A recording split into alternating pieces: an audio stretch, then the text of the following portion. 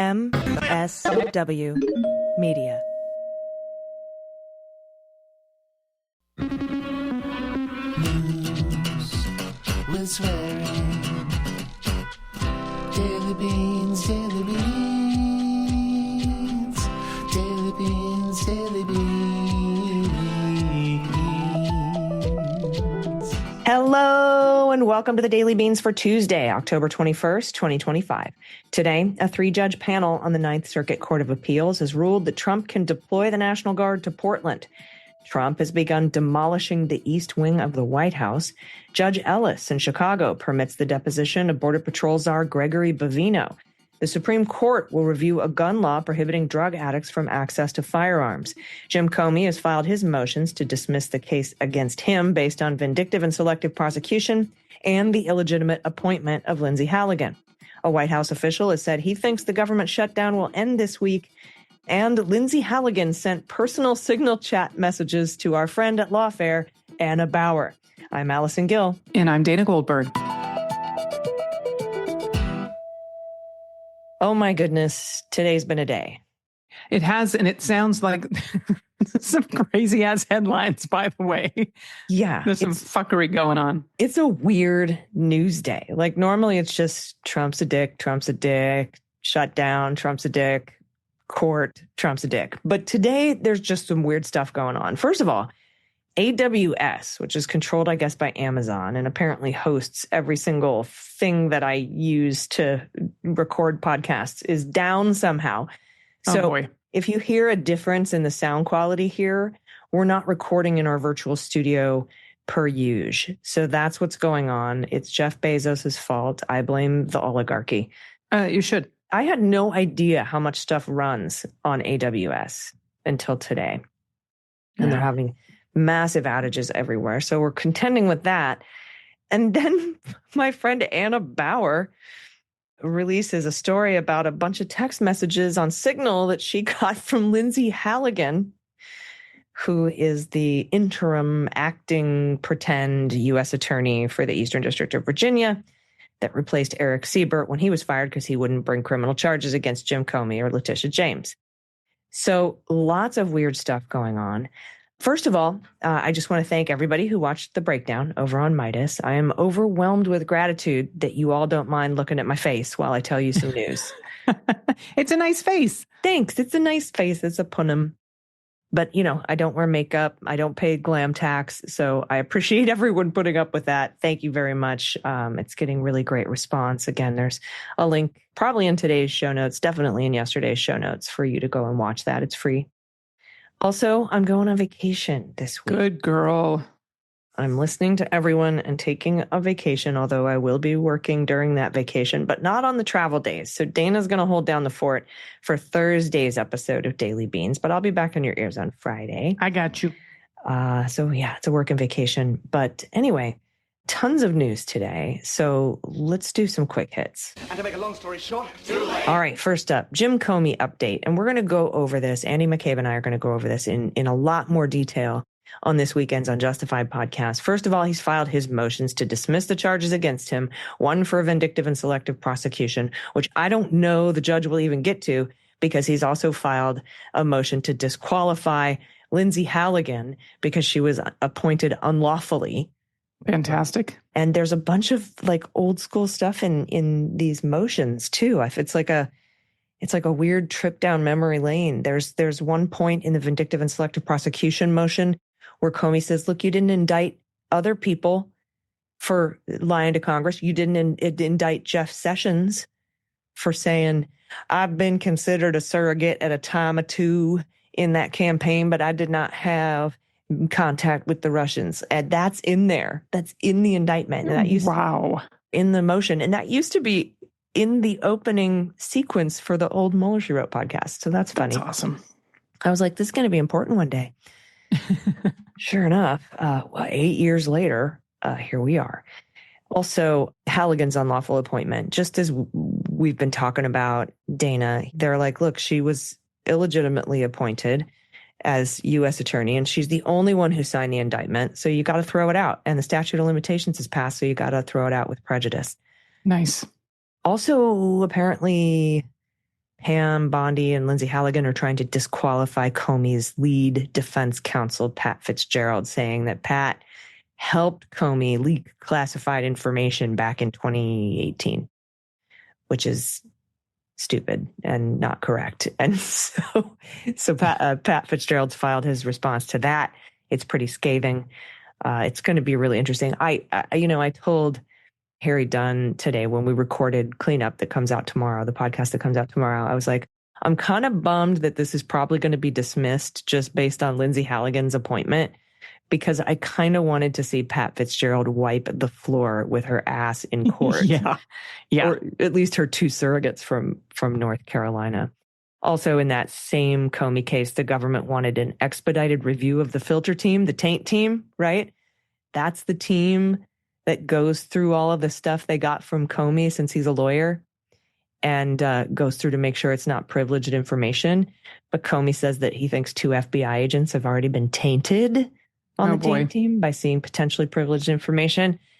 And the government wanted to hurry up and expedite that process. And the judge said no, and he denied the government's motion for that. So another little win for Comey. It's not going to go well for him. But again, we're going to go over all of this in greater detail on this weekend's Unjustified podcast.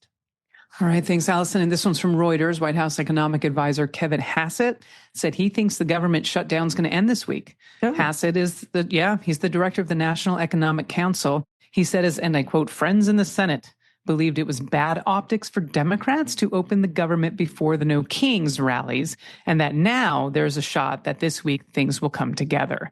With the protest done, Hassett said that if the shutdown does not end, the White House would consider additional cost-cutting action. Why don't the fucking Republicans do their job and open the government? Yeah. Oh, that was me. Yeah, not Reuters. They just want to blame. Right. Reuters said, what the fuck? Yeah. When reached for comment. Yeah. So he wants to blame the Democrats and No Kings for the shutdown. And he says they'll continue the cuts they blame on the shutdown after the shutdown. Cool. Got it. Okay. Yeah. Got it. All right. Next up, this is really interesting.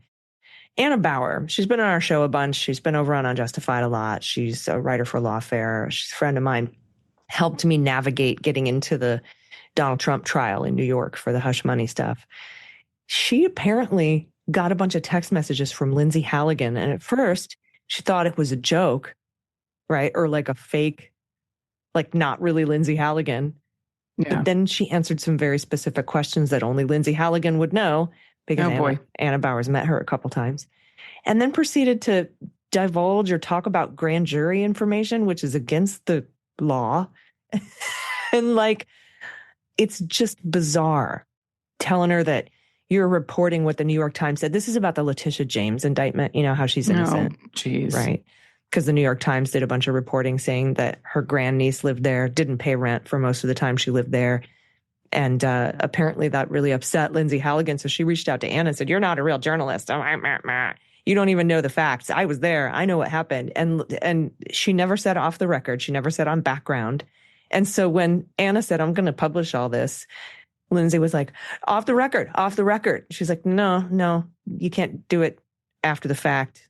That's not how it works. Everything's default on the record with a journalist until the journalist agrees that it's on background or off the record. So all of that is up in Lawfare. I've shared it on my Blue Sky page. And of course, like I said, Andy and I are going to cover that as well when we talk about Lindsay Halligan and the Comey case on this weekend's Unjustified podcast. So just bananas day. Just bananas. Yeah. And then we're just off of the quick hits. That's all. Yeah. Yeah. Oh, there's more. There will be more. And we're going to talk about that. But we're going to take a super quick break before we get to the hot notes. So stick around. We'll be right back. After these messages, we'll be right back. Even though I'm not drinking much these days, I still like to play host. And whether it's a dinner party or a casual hangout, Naked Wines makes it easy to impress my guests. Bottles from Naked Wines always start conversations, and my friends love discovering something new from their incredible lineup of independent winemakers. Naked Wines is a service that directly connects you to the world's finest independent winemakers so you can get award-winning wine delivered straight to your door. So let's thank Naked Wines for supporting our show. Go to nakedwines.com/dailybeans and use our code dailybeans for the code and the password, and you can get their incredible deal of 6 bottles for just $39.99. The last time I had friends over, I opened Mike Patterson Barrel Fermented Sauvignon Blanc. I love a Sauvy B. It was from 2022, and it was from Naked Wines. I could tell from my guests' reaction it was a hit. They described the taste as fresh, smooth, creamy, the perfect companion to our charcuterie board. For me, there's nothing better than watching people enjoy themselves, and Naked Wines makes that easy. Naked Wines has supported over 90 independent winemakers for more than 15 years. No commitments, no gimmicks, just quality bottles crafted by real people who love what they do. So now's the time to join the Naked Wines community. It's my favorite subscription service. Head to nakedwines.com/dailybeans, click enter voucher, and put in my code dailybeans for the code and the password, and you'll get 6 bottles of wine for just $39.99 with shipping included.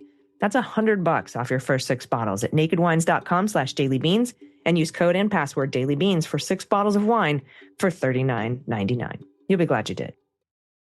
Everybody, welcome back. It's time for the hot notes. Hot notes. All right, first up, and this broke my heart. The pictures were like a gut punch. Yeah. Demolition crews on Monday began tearing down part of the White House to build Trump's long-desired ballroom, despite his pledge that construction of the $250 million addition would not interfere with the existing building. Construction teams were demolishing a portion of the East Wing with a backhoe, ripping through the structure. That's according to a photo shared with the Washington Post and 2 people who witnessed the activity. Trump has long touted his plans for a 90,000 square foot structure that would nearly double the footprint of the main building in the East and West Wings. He's also suggested that the construction would not affect the existing White House. Quote, "It won't interfere with the current building. It'll be near but not touching it. And pays total respect to the existing building, which I'm the biggest fan of." That's what he said during an executive order signing in July. It's my favorite place. I love it. Really, because in his first term, he called it garbage. Yeah. A White House official speaking on the condition of anonymity to describe construction confirmed that the demolition process on the East Wing began Monday. Other parts of the project, such as efforts to preserve objects of historical value, have been underway for several weeks. Officials declined to provide an explanation for Trump's earlier comments that new construction would not interfere with the existing building. Officials have separately said the ballroom would replace the East Wing, noting that many changes made to that structure long before Trump's presidency. Many of the changes made, they were like, oh, they've changed it before in the past. That was their justification for this. Yeah, you change the color, you change the decor. The East Wing was constructed in 1902 and has been renovated and changed many times, with a second story added in 1942. Trump last week also touted his planned ballroom during a dinner with executives from tech, finance, and defense industries. That was $1 million a plate dinner, by the way, telling them the project was fully financed after receiving donations as large as $25 million from dozens of companies, including Apple, Amazon, Lockheed Martin, and Coinbase. Amazon founder Jeff Bezos owns the Washington Post. Disgusting. I'm going to move on without much more comment. Yeah, I don't blame you. Yeah, this one's from Politico. A federal appeals court panel has backed President Trump's authority to send National Guard troops into Portland, concluding that though the president's claims on social media may exaggerate the violence in the city, he may still have had a valid basis for his deployment. The 2-1 ruling, endorsed by 2 Trump appointees in the Ninth Circuit Court of Appeals, is the latest win for Trump's effort to deploy the military into cities across the country over the fierce objections of the state and local leaders. Trump has cited violence outside immigration facilities as a basis for the deployments, saying that it has impeded his ability to enforce the law. But governors and mayors say that there has been minimal unrest, and Trump is using largely peaceful protests as a pretext to expand his power. The Supreme Court appears poised to resolve the matter. The High Court's already considering a similar dispute where a federal appeals court kept in place a block on deployment of the National Guard in Chicago. Though the Ninth Circuit panel's decision lifts the lower court's order that blocked Trump from federalizing Oregon's National Guard troops, the immediate practical impact of the ruling isn't very clear. That's because the same lower court judge, Karen Emergut, issued a second order after Trump moved to send California National Guard troops to Oregon, temporarily prohibiting any use of federalized troops in the state. The administration has not yet appealed that second order, although it says it's expected Emergut to lift it if the appeals panel ruled in Trump's favor. In their ruling, Ninth Circuit judges Ryan Nelson and Bridget Bade said the level of violence at the Portland immigration facility and other instances at similar sites elsewhere in the country have Trump a, quote, colorable argument that he was unable to enforce federal law. That, along with rebellion or invasion, is one condition that allows a president to federalize National Guard forces. The appeals panel dissenting Judge Clinton appointee, by the way, Susan Graber, called the majority's decision absurd, pleaded with her Ninth Circuit colleagues to quickly reverse it, and urged the public to, and I quote, retain faith in our judicial system for just a little longer. She said, we have come to expect a dose of political theater in the political branches, drama designed to rally the base or to rile or intimidate political opponents. We also may expect there a measure of bending, sometimes breaking the truth. That's what Graber wrote. And she went on to say, by design of the founders, the judicial branch stands apart. We rule on facts, not on supposition or conjecture, and certainly not on fabrication or propaganda. Hell of a statement. Yeah, and this is interesting because this is the first TRO she issued, not the second one. So I think the second one still stands, and it does unless and until Trump appeals it or Judge Emmerich vacates it herself. So we'll keep you posted. Next up from the Chicago Sun-Times, top U.S. Border Patrol Commander Gregory Bovino will have to sit for a deposition in an ongoing lawsuit over the Fed's treatment of protesters during the Trump administration's aggressive deportation campaign in Chicago. However, U.S. District Judge Sarah Ellis put strict limits on Bovino's deposition, in which he'll have to answer questions under oath from lawyers who brought the case. Ellis said Bovino's deposition will be limited to how federal officers are enforcing the law and whether they're violating people's constitutional rights. She said Bovino should not be asked more broadly about why Chicago has been targeted. Quote, it is not at all relevant that the administration is seeking to enforce immigration laws in Chicago versus Austin, Texas. That's what Ellis said. Ellis also said lawyers could question former U.S. Immigration and Customs Enforcement Chicago Field Director Russell Hott and U.S. Border Patrol Deputy Chief Patrol Agent Daniel Parra. The judge limited the depositions to 2 hours apiece. She allowed the questioning in advance of a preliminary injunction hearing set for November 5th. So she's already issued the temporary restraining order. Her temporary restraining order, Dana, is the one that says you can't use riot stuff against journalists and protesters, and you can't shoot religious leaders with pepper balls in the head, and you can't deploy tear gas without warning. That kind of restriction on what federal agents could do there in Chicago. That was her temporary restraining order. She's having a more permanent restraining order hearing called a preliminary injunction hearing November 5th. Bovino is the public face for the Trump administration's Operation Midway Blitz in Chicago, as well as the earlier Operation at Large in Los Angeles. The California operation led to a controversial U.S. Supreme Court ruling last month that allowed federal agents to continue stopping people based on race, language, and other factors. The Supreme Court majority did not explain itself in that case. Bovino later told a WBEZ reporter agents in Chicago were stopping people based partly on how they look. Ellis agreed to Bovino's deposition during a roughly 5-hour hearing, during which top officials from ICE and Border Patrol were forced to answer her questions about the treatment of protesters in Chicago. Earlier this month, the judge forbade agents from using gas and other riot control weapons without warning in Chicago as they carried out the deportation campaign. But Ellis insisted on Monday's hearing after media reports gave her serious concerns about whether her order was being followed.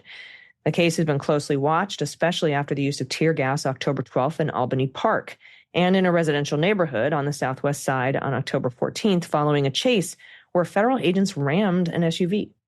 Ellis heard on Monday from CBP Director, Deputy Incident Commander Kyle Harvick, I hope I'm saying that right, and Deputy ICE Field Office Director Sean Byers.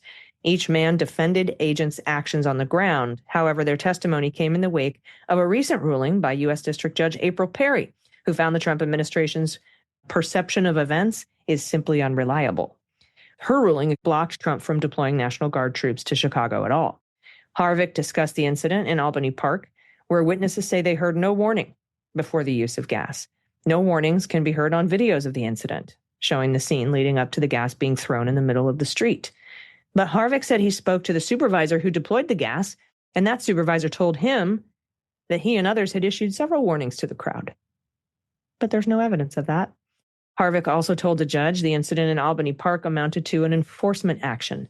Situations like those, he said, get more and more dangerous the longer we are there. He said people gathered and linked arms together. Oh, no. Not the linking of the arms that apparently prevented agents from leaving the area. Harvick called it active resistance. Quote, they were given lawful orders to get out of our way so we could leave and continue with our duties, which they disobeyed. You still have to give a warning before you tear gas them. Yes. In the later incident on the southeast side, Harvick said people had gathered and started throwing objects at agents, including eggs and bricks and metal objects of some sort. I feel like that's just a lie. Quote, lawful orders were given to scoot back, which were disobeyed so much that we had 2 vehicles, tires that were slashed, and the rear window was broken out. Really? Yet that's not on video anywhere? He also sought to justify the incident in which Reverend David Black of the First Presbyterian Church of Chicago was shot in the head by a pepper ball. Byers explained to the judge, what's not being shown about that incident is that Black was given multiple commands that he did not obey. Both men also told the judge they were not aware of any agent who had been disciplined over the use of force since the Chicago deportation campaign began. All right, thanks, Allison. The last one in the sections from Politico, the Supreme Court has agreed to decide the constitutionality of longstanding federal law banning possession of guns by anyone who illegally uses or is addicted to drugs. It's the same law that Hunter Biden was convicted of violating last year. He was pardoned by his father, Joe Biden, before he was sentenced. The justices will consider whether the law violates the Second Amendment's guarantee of the right to bear arms. They announced Monday that they will take up the case of Ali Khamenei, a Texas man charged with illegal possession of a Glock pistol after the FBI found the gun along with small quantities of marijuana and cocaine at his home during a court-ordered search in 2022. The case is another chance for the High Court to clear up confusion and uncertainty, like they've ever done that lately, created by the justices' groundbreaking 2022 ruling striking down restrictive gun laws in New York. That ruling, known as New York State Rifle and Pistol Association versus Bruin, told judges assessing the constitutionality of gun regulations to look for analogs from the 18th and 19th centuries. Lower courts have struggled with that task, with judges differing about whether past practices were sufficiently close to justify modern regulations. While the Trump administration has broadly championed the rights of gun owners, it asked the justices to reinstate the criminal case against Khamenei after the conservative Fifth Circuit Court of Appeals upheld the dismissal of his prosecution. Although Khamenei admitted to FBI agents that he regularly used pot, the government had no evidence he was intoxicated at the time of search or while he had the firearm. Under that appeals court's strict interpretation of the Supreme Court's 2022 ruling, the federal statute banning possession of guns by drug users can only be applied to situations where the defendant had the weapon while actively under the influence of drugs. The Fifth Circuit cited historical examples of laws against gun possession while intoxicated, but said a more categorical ban wasn't supported by American history. Last June, Hunter Biden was convicted by a jury in Delaware under the same statute for possessing a pistol while he was addicted to cocaine. He unsuccessfully challenged the constitutionality of the statute in advance of trial, and he was expected to renew the challenge on appeal, but last December, Joe Biden gave his son a broad pardon that wiped out his convictions on that charge and 2 related false statement charges. It also ended a tax-related criminal case in which Hunter Biden had pleaded guilty. The Trump Justice Department is asking the High Court to uphold the broad sweep of the law so that people who regularly use drugs or are addicted to them are prohibited from possessing firearms without regard to their state of intoxication at the time. That would include Don Jr. And this is a quote that's not in the story. This is a quote to end this one. This restriction provides a modest modern analog of much harsher founding era restrictions on habitual drunkards and stands solidly with our nation's history and tradition of regulation. That is from Solicitor General John Sauer. He wrote that in June. It's a really horrible statement, but we had to give it to you. Okay, so there are limits on the Second Amendment? Sounds like it is. And are they going to say that everyone in Antifa is smoking pot and take all of our guns away? We shall see. Because that's the final step in authoritarianism, is coming for your guns. I bet Kegseth has firearms and he's a little drunkard. Oh, well, he's Allegedly. he's exempt because of all the push-ups he can do. I mean, it's going to be one way or the other, right? Either we can have limitations to the Second Amendment or we can't. Yeah. We'll see. And that this administration wants those limitations for people who might have a little weed. Yeah. Frightens me. Agreed. Frightens me to no end. Because I think they're going to take my gun away. Because I buy gummies with THC in them. Right. So I clearly can't have a firearm. Anyway. We'll see. Yeah, we'll see how this plays out. I don't like it. All right, everybody, your good trouble is going to be up next in the good news, but we're going to take another break. So stick around. We'll be right back. Everybody, welcome back. It's time for the good news. Who likes good news, everyone? Then good news, everyone.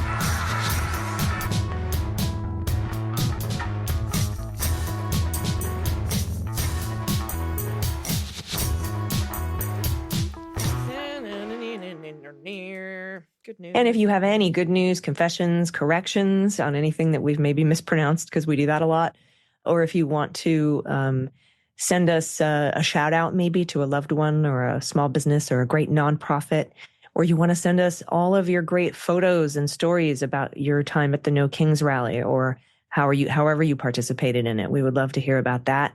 We also love shout outs to government programs that have helped you or a loved one. And if you can find a Republican government program that's helped you or a loved one, throw it in there, man.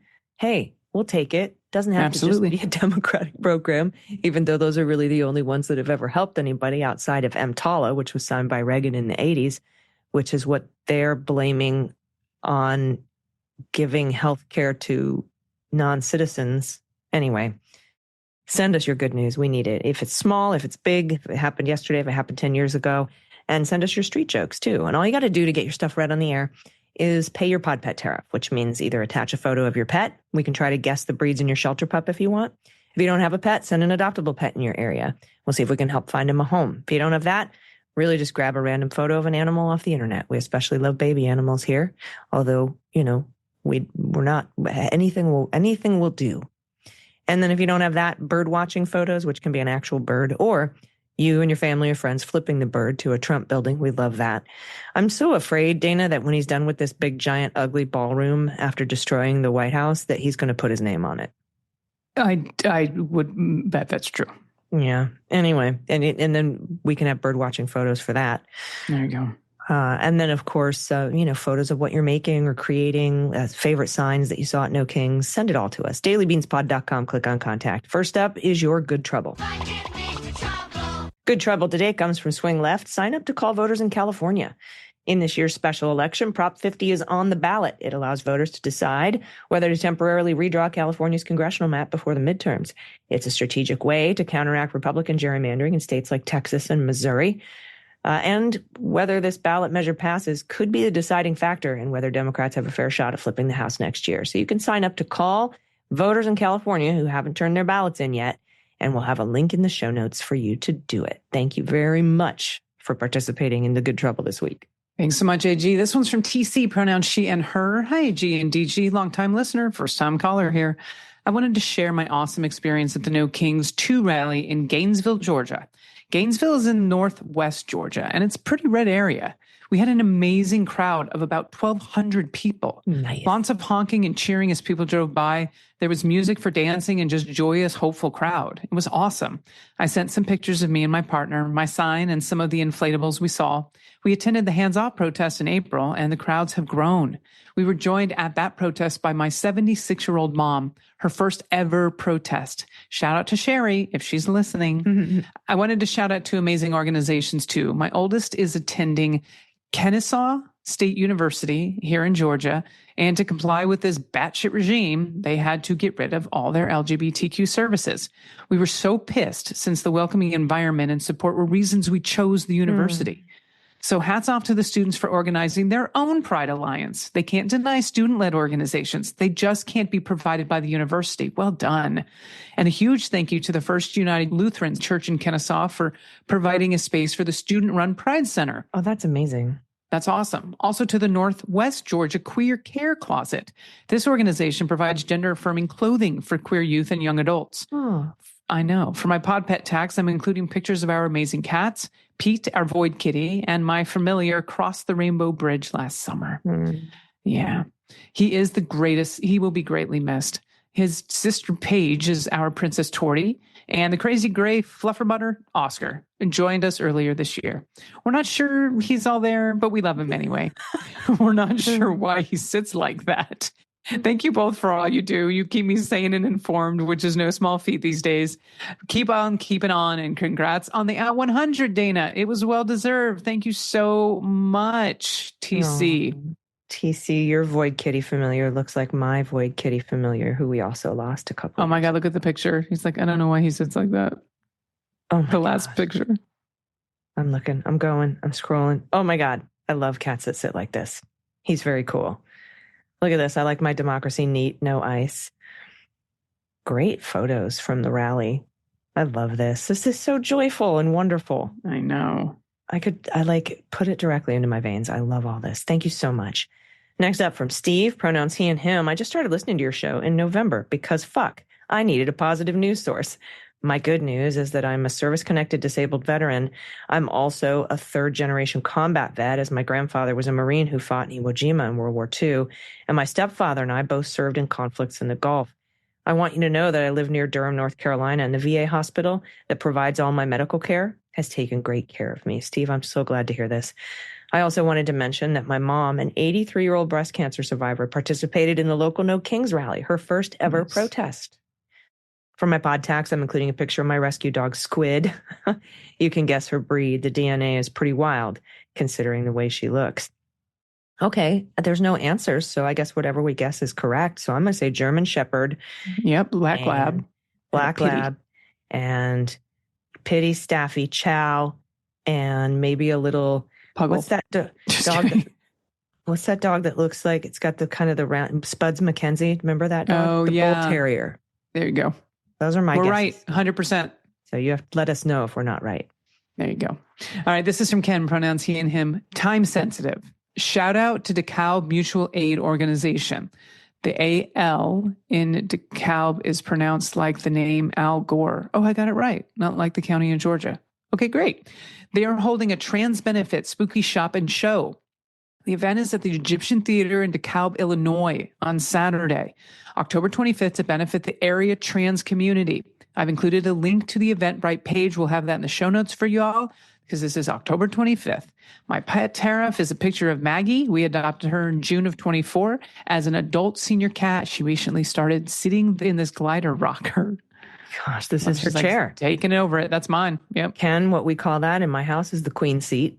There you go. Okay, that's where the queen sits, and so that's what it's called from now on. Feel free to call that the queen seat.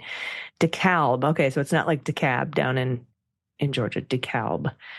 Mutual Aid Organization, Trans Benefit Spooky Shop and Show. That's so cool. October 25th.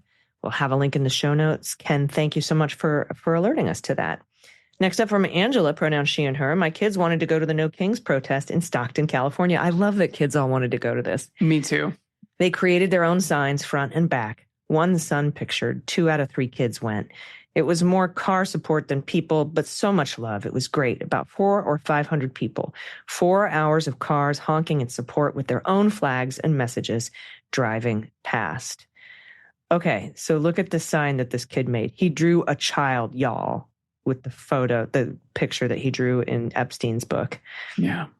And we don't like you. I love this. This is, oh my God. RFK's brain worm is smarter than RFK. We're not fighting for power. We're fighting for justice. Oh, that's nice. Good. Yeah. These are kids, y'all. I love it. Let's see. No plus ice. This is your king. Oh, very cool. Great signs, y'all. Angela, you must be super proud. I love this. All right. This one's from anonymous, pronouns she and her. Anchorage, no kings. The sun came out after a rainy week for Anchorage, no kings. Very uplifting speakers today. The terrible floods in Alaska, Kitnook and Quigilingong were in our thoughts. Federal funding, $20 million EPA grant, was pulled by Trump this year. They called it, and I quote, wasteful DEI and environmental justice spending. Disgusting. And it is fucking disgusting. Yeah, we covered the floods here on the Beans. I didn't see much about it. They didn't cover it a lot on mainstream media. In the rest of the saw news. some videos about it from people that live in the area, and they're like, we've been abandoned. It's absolutely disastrous. And the fact that Trump just pulled the FEMA funding and of course, FEMA fuckface and Corey Lewandowski are down riding horses in Argentina and getting private jets, 2 private jets worth $172 million. Yeah. But they can't send your $20 million for your recovery. It's just, shocking, but not surprising. Agreed. But thanks for this. Look at this incredible rally. Absolutely wonderful. I need to get to Anchorage. It's absolutely beautiful there. So thanks for sending that in, and thanks for all of your good news. Please continue to send it in. Flood us with your No Kings photos and your favorite signs and your stories about what it was like and how you felt on the ground. We want to hear from you. And then any good news at all, send it to us. All right, we'll be back in your ears tomorrow. Dana, do you have any final thoughts? Not today. I almost said last words. Do you have any last words, Dana? I've done that a few times here. All right. We'll be back in yours tomorrow, everybody. Until then, please take care of yourselves, take care of each other, take care of the planet, take care of your mental health, and take care of your family. I've been AG. I've been DG. And them's the Beans. The Daily Beans is written and executive produced by Allison Gill with additional research and reporting by Dana Goldberg. Sound design and editing is by Desiree McFarlane, with art and web design by Joelle Reeder with Moxie Design Studios. Music for The Daily Beans is written and performed by They Might Be Giants, and the show is a proud member of the MSW Media Network, a collection of creator-owned podcasts dedicated to news, politics, and justice. For more information, please visit mswmedia.com. MSW Media.